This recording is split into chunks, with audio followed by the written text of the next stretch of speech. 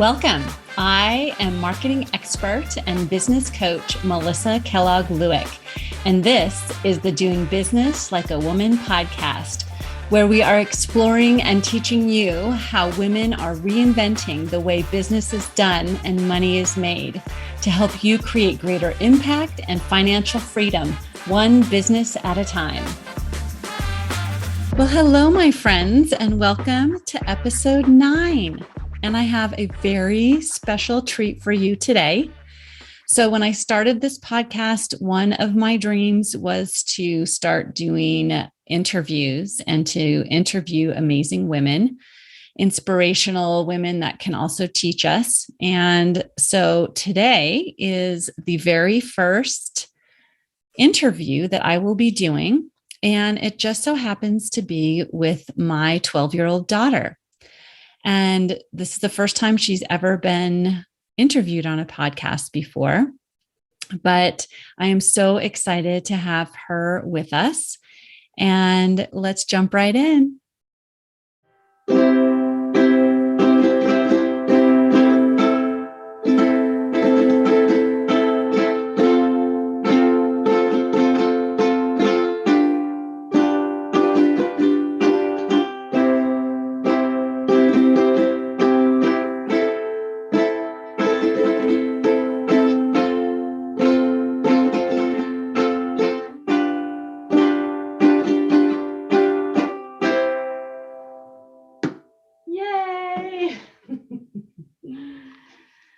Okay, so I am so excited to bring to you today a very special interview. This is the first interview ever on this podcast. It's the first of many, many to come, but it is with my daughter, Courtney. She's 12 years old and she is in middle school. And I want to do a quick introduction and then we're going to dive into questions. But I was telling her the other day that I was going to record a podcast. And she said, well, I want to be on the podcast. And I thought it was such a brilliant idea to have her as the very first interview, because we're going to be interviewing so many fabulous women on this podcast. And to have her as the first one, I think, is so relevant because she is an amazing young woman. And as you will get to see when you get to know her during the course of this interview, that we have nothing to worry about this next generation. They are amazing people. And if she is a representation of any of them, I know that our world is in good hands. So without further ado, I'm going to introduce my wonderful daughter, Courtney. She's the eldest, and she is the baby that rocked our world, making my husband and I parents. And she came into the world as a small baby. She was undersized, but with a big heart and very, very brave. And she has gone on to be one of the most kind-hearted, gentle, loving, caring people that I know. She's very brave and creative and athletic and funny, and she's a wonderful friend and a wonderful student. She's curious as well as creative, and she's the person that if you have something that needs to be figured out, she can figure it out, and she doesn't stop until she does. And so yes, I give to you Courtney. Say hello. Hi. I know it's kind of a big introduction, right? So as a middle schooler starting middle school during a pandemic, it was quite an interesting experience. I mean, you've never started middle school in any other context. But tell me what you think is your favorite part of your middle school experience so far. Well, you get to walk to classes. I don't know. Yeah. Well, there's less grades than elementary school, but there's like more people, so it's kind of confusing like that. Yeah. You've been to 4 different schools in your within 7 grades, right? Like you started out in one school in kindergarten, and then we moved, and you went to that same school from 1st grade to 4th grade. And then you went to 5th grade here in our new neighborhood. And then the pandemic hit and you had at-home school. So I don't even know if we've counted Lewick Elementary here at the house. No, I don't think it does. And then now you're in middle school. So how's that been, changing schools? What do you think you learn from changing schools like that? It's not the end of the world. I don't know. Yeah. Yeah. Because it could be scary, right? I mean, it probably is to start out. Yes. You have to walk into a big new school with new people, and yeah. It's easier in like middle school to be new because every year there's going to be like a whole bunch of new kids, no matter what grade it is. So That's true. Like when you started middle school, the entire grade was new. Like everybody hadn't gone there before. yeah. Yeah. And then next year, even though you're still in middle school, you get to start at another new school. I think that's so funny. Funny, not funny. Mm-hmm. I didn't move much. We only moved once when I was a kid. And so I stayed in most of the places. But when we moved, I was just going into junior high, which is like middle school. So I know that feeling, and that was hard, really hard for me. And I only had to go to a new school in a new neighborhood once. So what's the most recent thing that you can think of that made you laugh out loud? Falling on the floor. I don't know. Like a few minutes ago. Yeah. So if we were to get into a time machine and travel to the future and visit you as a grown-up, what do you imagine your life would look like? I don't know. Where would you be living? On Earth. On Earth. Okay, good.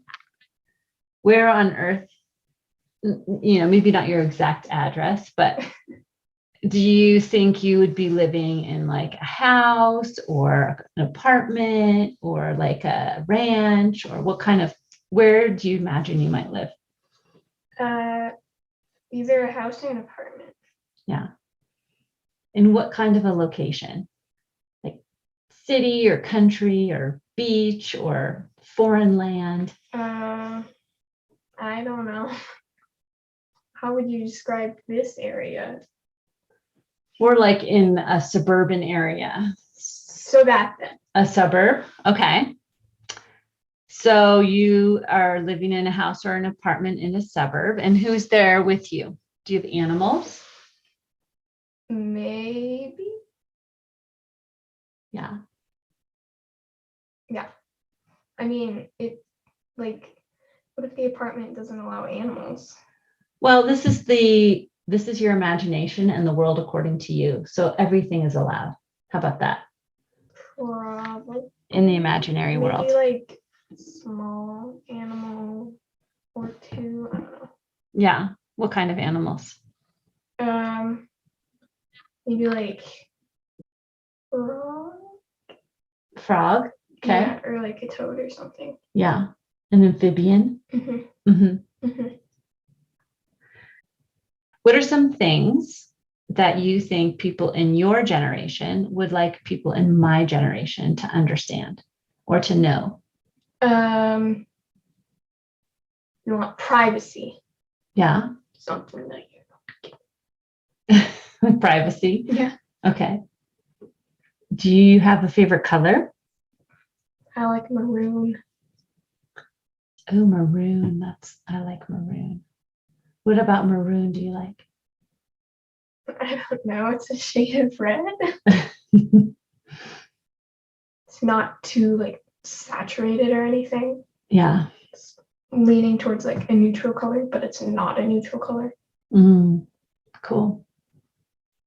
Yeah, it's always interesting to me as an artist how you see like colors and stuff. Like I don't think of color in the same way, so that's just really, I think that's so cool. How do you think of color? Well, I don't know. I don't know if I've ever really thought of color like why I like a certain color or not. I mean, Okay, well, what's your favorite color? my favorite color is purple. Why? Just because it's always been purple. That's a really bad reason. I know, totally. What about purple strikes you? Like, why not like bright green instead of purple? That's a good question. I think bright green is it's like a little too intrusive. It's like too in your face. Purple, I think maybe I see purple as like calming and pretty, but not too pretty. Yeah. Do you think someone's favorite color says something about them? Probably. What do you think my favorite color, purple, says about me?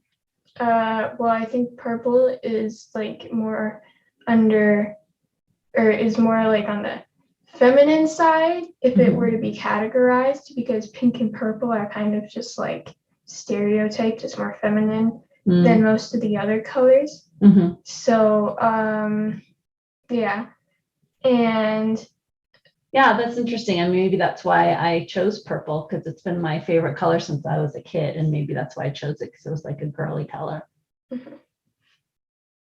So if you had to start a business and earn money today, and like you could make money doing pretty much anything, what do you think you would do? Well, I would probably like babysit for some of the kids in the neighborhood or something. I mean, I did that last year a little bit. Yeah. But yeah, it was fun. Yeah. Yeah, you've always been very good at being able to earn money and create money and like figure out ways to generate money, right? Like even when you were younger in our old neighborhood, when you would have like stuffed animal sales and stuff. Oh, you had a stuffed animal sale here too, yeah? I think I had a garage sale with some of the neighbors over there. Yeah, that's true. And remember, you and your friend had a bake sale? Yeah. We saw the sign from that. We have not erased it yet. It's like on the chalkboard downstairs. That's funny. Do you enjoy that kind of stuff? Yeah, it was fun to do that. Yeah. So, what is important to you when you are considering buying something? Like, what do you think that businesses or people that create products need to know to make products that are something you would want to buy? Well, wait, are we talking about like in store or not in store? Either, any of it, whatever comes to mind. Okay, well, when I'm looking on Amazon, let's see, I'll probably look at the reviews first to see how it is, and then I'll see if there's like any pictures that people have sent in from the reviews, because those are normally really helpful, because sometimes, or most of the time, the pictures that like the company shows you on the picture isn't what it actually looks like. And then I guess I'll go to like the sizing of the item, if it's like a clothing item or something, and see if they have good sizes. I don't know. And it also like kind of matters to me if it'll ship soon or like not for a while, because if it's not for a while, then I probably won't get that one. Mm-hmm. And then the price, of course, depends. Yeah. Yeah. So speaking of that, what's the number one most favorite thing on your Christmas list? I want like an Apple pen or pencil or whatever you call it for like digital art. So that's probably the most important. It's a little more expensive, but yeah, I don't know how expensive it is though. Yeah. What do you want that for? Digital art, because that's what it's for. Yeah. Well, sometimes. So I know you do a lot of drawing on the iPad. What are your kind of preferred ways of creating art? Do you mean like programs or something? Well, just all the different modalities. Like I know you have a painting class at school, but then you also do like a lot of drawing on the iPad. Like what's your favorite way of creating? Probably sometimes when I'm like drawing on the iPad, I don't think it'll look good. But then if I draw something like really similar on like pencil and paper, then I think it looks better for some reason. Mm-hmm. That's interesting. I wonder why that is. Why do you think that is? I don't know. So maybe just different things look different on different mediums, right? Like, yeah. If you saw they're like animation drawings on paper, it wouldn't look as cool as it does like when it's put into an animation digital program, Mm-hmm. Yeah. So it's just different things look different applications. Yep. Yeah. What is your favorite thing to draw? I like to draw like characters or humans, but animals are fun sometimes too. Yeah. And why do you love drawing people and animals? Well, I think anatomy is really fun to do for like humans because there's like all these abstract poses that you can do and like fun stuff, I guess. And then you can like learn how to draw characters from shows that you like or something. And animals are fun because you can experiment with like different expressions and like muzzles and stuff. Mm-hmm. I mean, it really depends on the animal. Some don't have muzzles, but yeah. Yeah, I love that fox that you drew. Painted, yeah, sorry, that you painted on wood. That was really pretty. How do you think, as you grow up, what kind of role do you think art will play in your life? Well, I think it'll probably be like, well, it hopefully will be a fun thing to do. Yeah. I don't really know what's gonna happen with it, but yeah. What is a question you wish I would ask you? It's a bad question. What's a question you wish you could ask me? Do you like your job? Yes. Why? I love my job because, well, first of all, I designed my job. I created it. I imagined it and created it kind of out of nowhere. And then I offered it to people and they said, yes, well, I will pay you for that. So yeah, I do like it, but it's been a journey. Like I started my business 16 years ago before I was even married to your dad. And it changed a lot over the years, and it changed as I discovered what I liked doing and what I wanted to do. And it changed as I grew in confidence and what I wanted to offer and what I wanted to get paid for. So now I finally feel like I've really dialed it in the way that I love it. And, I love every single one of my clients and everybody I get to work with and all the different things I get to do. So yeah, I do like it a lot. It's cool. Yeah. Yeah. It's possible for you to have that too. When I was your age, I think I wanted to be a lawyer.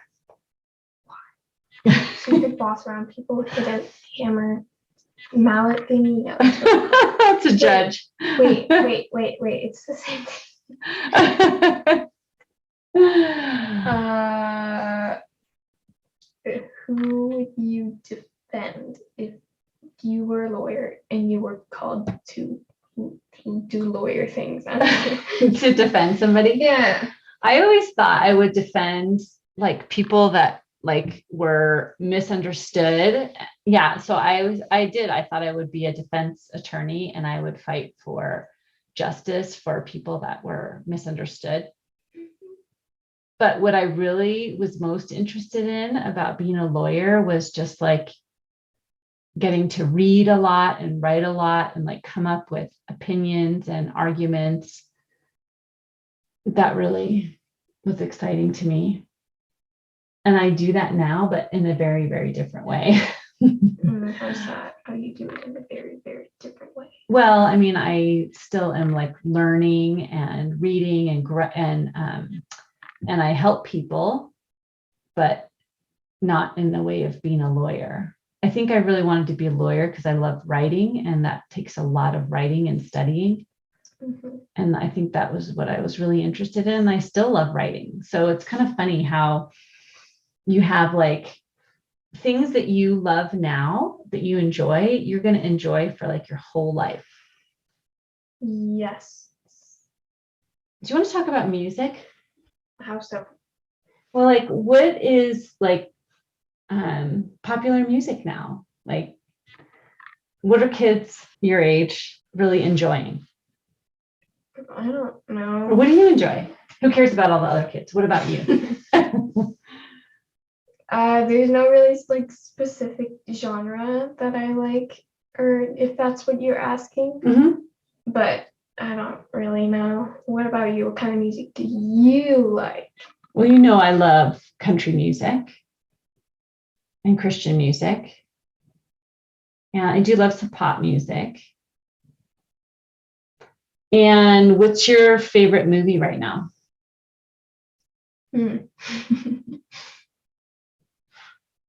I mean, I really like Coraline, but that's probably not my favorite. I don't really know. I can't think of any movies. How about what's your favorite book right now? I liked the manga called Orange. That was a good one. Yeah. Do you still like the manga? What do you mean? And the anime? Yeah. Stuff. Yeah. What do you think is so exciting or interesting and like attractive to you about anime? Well, I guess it's basically just a regular cartoon or something like that from like another culture, and I think it's cool about like how they do stuff like that and how they come up with like really cool ideas for these shows because they're like all over the place. Yeah. Mm-hmm. What do you mean by all over the place? Like different subjects? Or? Yeah, like different subjects. Like some of them are really, really creative. Yeah. Yeah. And then the art styles are always cool. Yeah. What is your favorite quality about yourself? What do you love most about yourself? I don't know. What is one thing that your friends love about you? I don't know. I'm not my friends. Well, I'm sure they tell you. No. They don't? No. Aren't they like, oh my gosh, Courtney, you're so funny, or you're such a good friend, you're such a good listener, or anything like that? Not really. But I bet you're all those things, yeah? I mean, it depends who I'm talking to, I guess. Yeah.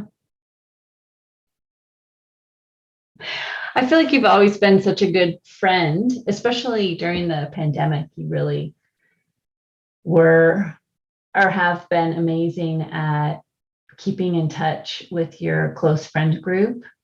And like, do you remember when you guys would have Zoom calls every single day throughout It wasn't every single day. Well, just about every day when we were quarantined, when we couldn't leave the house. And so that was the four of you, your way to keep in touch with each other. But you were really good about like making the Google slides and having fun things, questions for them to answer and activities for you guys to do to have fun together, even though you couldn't be together. Yeah. I think that's amazing. You're also an amazing celebrator. You've always loved all the celebrations and like made the most of them for our family.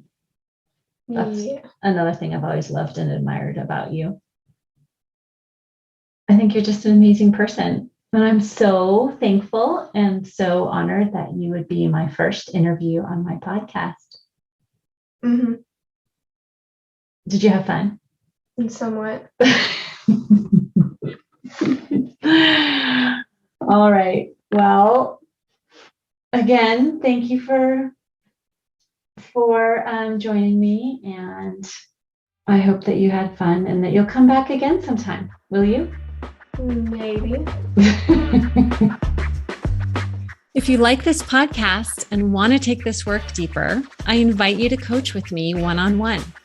It all starts with a conversation. Let's get on a call together, and I'd love to learn more about you and your business.